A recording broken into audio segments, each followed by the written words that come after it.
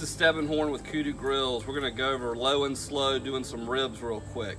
One of the things that's nice about the KUDU is that you can raise it up and you can cook low and slow and have plenty of fuel throughout the day so that it's never an issue needing to get access to your coals. So here we are, we're doing some ribs over some apple wood. What you do is you bank your coals on the front side here, so this is where your fuel is.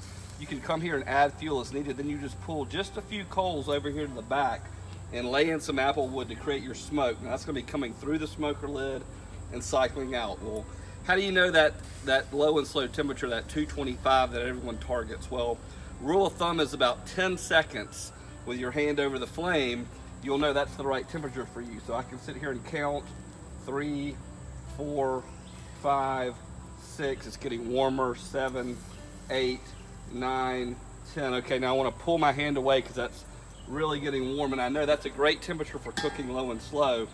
So now I've got these ribs cooking. I can come here, I can turn these ribs, I can spin them, I can adjust them. I'm cooking 3 racks of ribs all at once, smoking on the KUDU. I'm never gonna have a problem accessing my flame.